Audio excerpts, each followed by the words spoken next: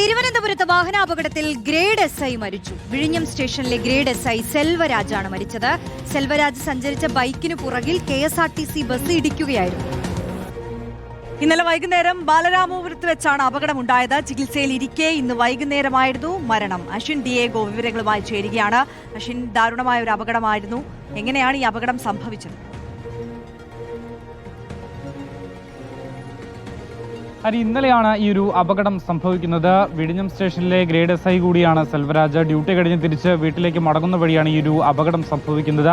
സെൽവരാജിന്റെ വാഹനത്തിന് പിന്നിലായി, അതായത് ഇരുചക്ര വാഹനത്തിന് പിന്നിൽ KSRTC ബസ് ഇടിക്കുകയായിരുന്നു എന്നുള്ളതാണ് മനസ്സിലാക്കുന്നത്. പിന്നീട് തിരുവനന്തപുരത്ത് തന്നെ ഒരു സ്വകാര്യ ആശുപത്രിയിലേക്ക് ചികിത്സയ്ക്ക് വേണ്ടി മാറ്റിയിരുന്നു. ചികിത്സയിലിരിക്കെ ഇന്ന് വൈകുന്നേരത്തോടു കൂടിയാണ് മരണം സംഭവിച്ചിട്ടുള്ളത് എന്നുള്ളതാണ് മനസ്സിലാക്കാൻ സാധിക്കുന്നത്. എന്തായാലും ദാരുണമായ ഒരു സംഭവമാണ്. ഇന്നലെയാണ് ഈ ഒരു അപകടം സംഭവിക്കുന്നതും ഇന്ന് വൈകുന്നേരത്തോടു കൂടിയാണ് സെൽവരാജ് മരണപ്പെടുകയും ചെയ്തിട്ടുള്ളത്. ആര്യ, അശ്വിൻ ഡിയേഗോ ആണ് വിശദാംശങ്ങൾ നൽകിയത്.